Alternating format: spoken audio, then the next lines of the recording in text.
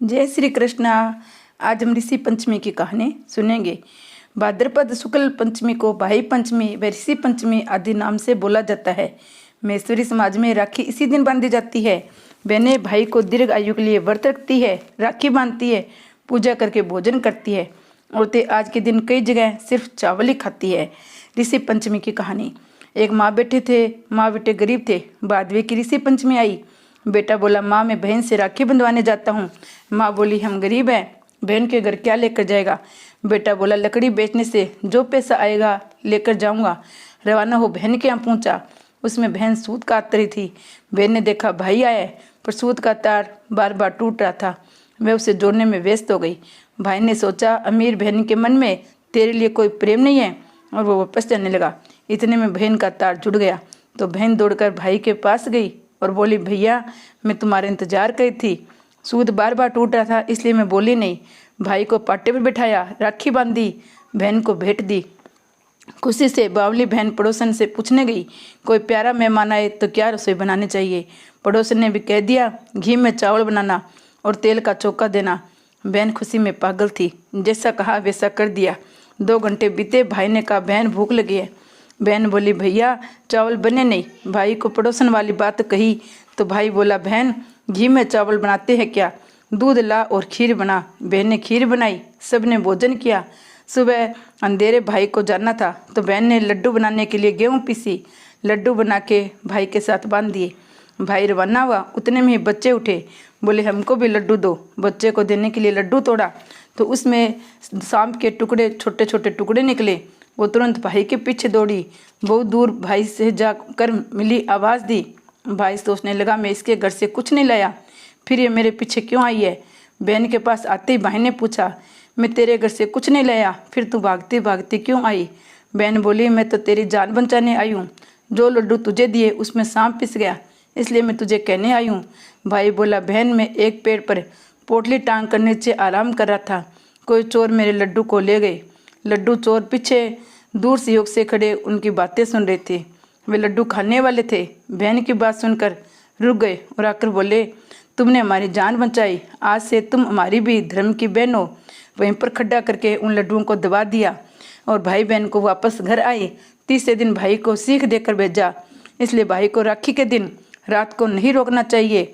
जाते समय कुछ खाने का सामान नहीं बांधना चाहिए। खोटी की करी हदूरी की पूरी। ऋषियों की कहानी। एक नगरी में एक ब्राह्मण ब्राह्मणी खेती करते और सुखपूर्वक एक दिन रहते थे। एक दिन ब्राह्मणी की ऋषि पंचमी को उद्यापन करने की इच्छा हुई। उसने ऋषियों को जिमने बुलाया।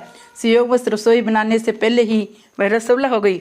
उसने किसी को बताया नहीं। 7 बार स्नान करके चावल, नमकीन व मीठे रसोई बना ली। 7 ऋषि जिमने आ गए, उनको भोजन परासा। ऋषियों के सत के प्रभाव से अशुद्ध भोजन लट्टों में बदल गया। ऋषियों को क्रोध आया। उन्होंने ब्राह्मण ब्राह्मणी को श्राप दिया। श्रापवश अगले जन्म में दोनों अपने बेटे के घर में कुतिया व बैल की योनि में पैदा हुए। ब्राह्मण का बेटा बहुत धार्मिक था। जैसे पिता का श्राद्ध आया, बेटे ने ब्राह्मण को न्योता दिया। बहू ने भोजन में खीर बनाई। खीर का भगोना खुला पड़ा था, उसमें सांप गिर गया। वो कुतिया ने देख लिया और मन में सोचने लगी कि जो भी इस खीर को खाएगा वो मर जाएगा और मेरे बेटे बहू को पाप लगेगा। उसने खीर में मुँह डाल दिया। बहू ने देखा और उसे गुस्सा आया। उसने चूल्हे से लकड़ी निकाली और कुतिया की कमर पर दे मारी।